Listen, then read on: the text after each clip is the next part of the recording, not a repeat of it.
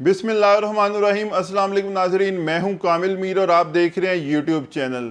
नाजरीन, क्या इस दफ़ा वाकई उस्मान बुज़दार साहब को तब्दील किया जा रहा है? क्या उस्मान बुज़दार साहब आइंदा आने वाले दिनों में गिरफ़्तार हो रहे हैं? क्या वज़ीर आज़म इमरान खान ने उस्मान बुज़दार के मुतबादिल का इंतज़ाम कर लिया है, या उस्मान बुज़दार का जो किला है वो अभी भी मजबूत है? तो ये वो सारे सवालात हैं जो आजकल मीडिया में और हमारे इस मुल्क में स्पेशली पंजाब के अंदर डिस्कस हो रहे हैं। तो जब 12 अगस्त को नैब की जानिब से उस्मान बुज़दार वज़ीर आला पंजाब को तलब किया गया था, तो उस वक्त उन पर इल्ज़ाम ये था कि उन्होंने लाहौर में एक निजी होटल को खिलाफ़े ज़ाब्ता गैर कानूनी तौर पर शराब के लाइसेंस का इजरा किया है, क्योंकि पाकिस्तान के अंदर 4 स्टार और 5 स्टार होटल ही शराब का लाइसेंस रखते हैं और इससे कम किसी भी होटल को शराब का लाइसेंस नहीं दिया जाता। तो ये इल्ज़ाम था उस्मान बुज़दार साहब पर, जिस पर नैब ने तलब किया था 12 अगस्त को।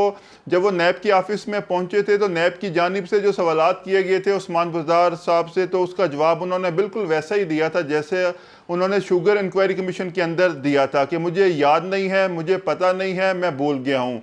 तो उस्मान बुज़दार साहब ने शुगर इंक्वायरी कमीशन के अंदर भी यही जवाब दिए थे और इस नैब की पेशी के अंदर भी यही जवाब दिए थे, जिसके बाद नैब की जानिब से उन्हें सवालात दिए गए थे कि ये सवालात आप 18 अगस्त को इन सवालात के जवाब जमा करवाएं। तो इसके बाद उस्मान बुज़दार साहब वापस आ गए थे, जबकि जो डीजी एक्साइज हैं अकरम गोंदल, वो भी इस केस के अंदर वादा माफ गवाह बन चुके हैं उस्मान बुज़दार के खिलाफ। इसके अलावा जो साबिक प्रिंसिपल सेक्रेटरी थे उस्मान बुज़दार साहब के, राहिल सदीकी, उनको भी नैब की जानिब से तलब किया गया था और उनको दोबारा 17 अगस्त को तलब किया गया है, जबकि उस्मान बुज़दार साहब को 18 अगस्त को तलब किया गया है। इल्ज़ाम ये है उस्मान बुज़दार के ऊपर कि उन्होंने डीजी एक्साइज एंड टैक्सेशन के ऊपर दबाव डालकर इस होटल के लिए ये लाइसेंस का इजरा करवाया था, जबकि ज़रा ये बताते हैं कि जब ये फ़ाइल आई थी एक्साइज एंड टैक्सेशन के डीजी के पास तो वो इस फाइल को होल्ड करके बैठ गए थे, उन्होंने इसकी अप्रूवल नहीं दी थी। लेकिन वज़ीर आला हाउस की जानिब से, उस्मान बुज़दार की जानिब से डीजी एक्साइज एंड टैक्सेशन को अपने ऑफिस में बुलाया गया और उसके बाद उनसे कहा गया कि आप डीजी हैं और आपको ये इख्तियार हासिल है कि आप इसकी अप्रूवल दें। तो जब उस्मान बुज़दार की जानिब से डीजी एक्साइज एंड टैक्सेशन को बोला गया था, उसके बाद डीजी एक्साइज एंड टैक्सेशन ने इसकी अप्रूवल दी थी।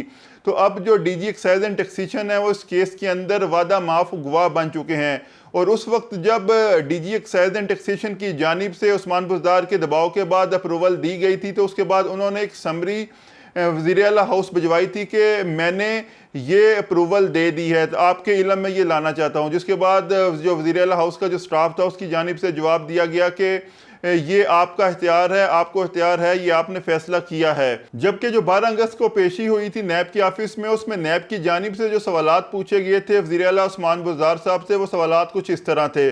सबसे पहले ये पूछा गया था कि आपकी बतौर वज़ीर आला आमदन कितनी है, आपकी सैलरी कितनी है और इसके अलावा आपके कोई दीगर भी ज़राए हैं जहाँ से आप अर्निंग करते हैं। जबकि इसके अलावा बिजली, गैस, टेलीफोन के बिल्स का पूछा गया था। इसके अलावा आपके इस्तेमाल में कितने मुलाजमीन हैं ये तादाद पूछी गई थी। इसके अलावा आपके नाम पर कितनी जायदाद है, मनकूला और गैर मनकूला जायदाद की तफसीलात पूछी गई थी इस पेशी के दौरान। इसके अलावा उस्मान बुज़दार की मलकियत में क्या कुछ रह चुका है, वो कैसे और कब फ़रोख्त हुआ, इस सारी डिटेल को भी मांगा गया है उस्मान बुज़दार की जानिब से। इसके अलावा उस्मान बुज़दार साहब के जो बैरूनी दौरे हुए हैं उसकी डिटेल भी मांगी गई है। उस्मान बुज़दार से इनके ज़ाती बैंक अकाउंट्स समेत इनके अहल-ए-खाना के बैंक अकाउंट्स और क्रेडिट कार्ड्स और कर्ज़ों की तफसीलात, ये सब कुछ मांगा गया था। इसके अलावा उस्मान बुज़दार साहब से ये भी पूछा गया है कि आपके जो बच्चों के जो तालीमी अखराजात हैं उसके बारे में बताया जाए कि वो कितने हैं और कैसे आप इनको पूरा करते हैं। इसके अलावा उस्मान बुज़दार से ये भी पूछा गया कि आप सियासत में कब और कैसे आए थे और जो आपने इलेक्शन लड़े हैं उस पर कितने अखराजात किए हैं, वो अखराजात कहाँ से आए थे। इसके अलावा उनसे ये भी पूछा गया है कि ऐसी जायदादें जो बराह रास्त इनके नाम पर नहीं हैं या इनके फैमिली मेम्बर्स के नाम पर हैं तो उनकी भी तफसीलात फराम की जाएँ।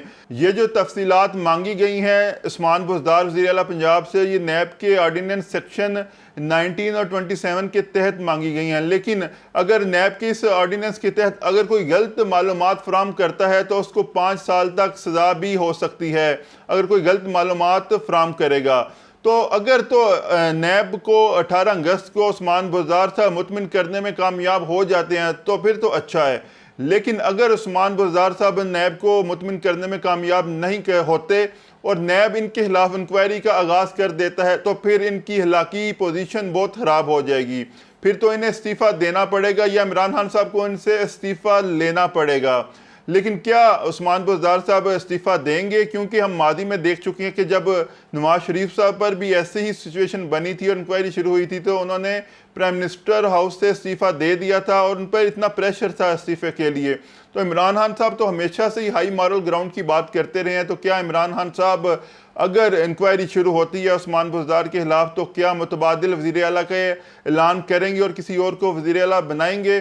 تو یہ بھی ایک پی ٹی آئی کے لیے آئندہ آنے والے دنوں میں ایک چیلنج ہوگا. اس کے علاوہ ہم ماضی میں بھی دیکھ چکے ہیں کہ علیم خان صاحب جب ان کے خلاف انکوائری کا آغاز ہوا تھا اور سبطین خان جو صوبائی وزیر ہیں ان کے خلاف جب انکوائری کا آغاز ہوا تھا تو ان دونوں نے استعفیٰ دے دیا تھا یا لے لیا گیا تھا.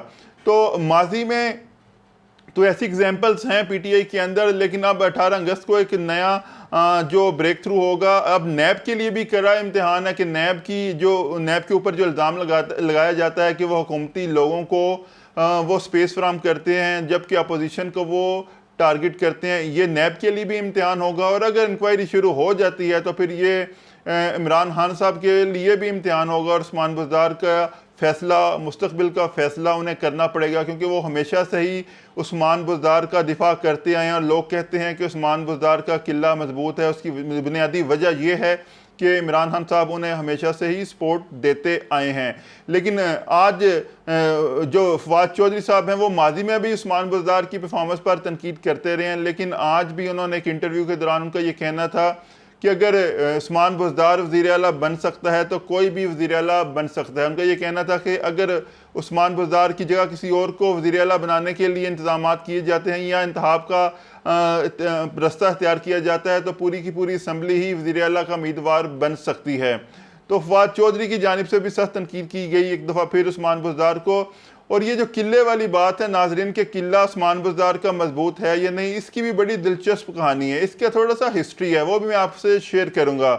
جب نواز شریف صاحب وزیر اعلیٰ پنجاب تھے ضیاء الحق کے دور میں تو ضیاء الحق کو یہ لگنا شروع ہو گیا تھا کہ نواز شریف صاحب یہ اب سمجھتے ہیں کہ ان کا جو انتخاب ہے بطور وزیر اعلیٰ ان کی اپنی قابلیت کی وجہ سے ہوا ہے اور جو ووٹس ان کو پڑے ہیں یہ ان کا اپنا محنتی اور رائٹ تھا اس کی وجہ سے پڑے ہیں.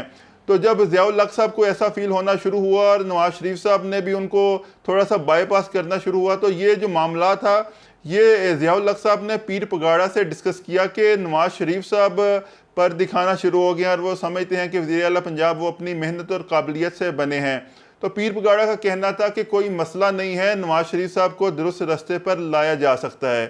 اس کے بعد انہوں نے یہ ٹاسک دیا یوسف رضا گیلانی کو. یوسف رضا گیلانی اس وقت صوبائی وزیر پنجاب تھے. تو یوسف رضا گیلانی صاحب نے کیا کہ انہوں نے لاہور کے اندر ملاقاتیں شروع کر دیں, ایم پی ایس کے ساتھ ملاقاتیں شروع کر دیں اور یہ بات پھیلانا شروع کر دی کہ وہ وزیر اعلیٰ پنجاب کے امیدوار بننے جا رہے ہیں اور وہی وزیر اعلیٰ پنجاب ہوں گے نیکسٹ. تو یوسف رضا گیلانی صاحب پیر پگاڑا کے رشتہ دار تھے اور پیر پگاڑا کی ضیاء الحق کے ساتھ بڑی اچھی تھی. تو جو ایم پی ایس تھے انہوں نے بھی یہ سوچنا شروع کر دیا کہ لگتا ہے کہ پنجاب کے اندر تبدیلی آ رہی ہے. تو اس کے بعد جب نواز شریف صاحب کو ساری سچویشن کا پتہ چلا کہ یہاں پر جو جنوبی پنجاب کے ایم پی ایز ہیں وہ اور بھی ایم پی ایز اور بڑے بڑے جو نام تھے وہ سارے اب یوسف رضا گیلانی کے قریب ہوتے جا رہے ہیں اور میری وزارت اعلیٰ کو خطرہ ہے, تو انہوں نے ضیاء الحق سے ملاقات کی. اس ملاقات کے اندر نواز شریف صاحب نے گلے شکوے کیے, ضیاء الحق صاحب نے ان کی بات سنی, اس کے بعد دونوں کے اختلافات دور ہو گئے.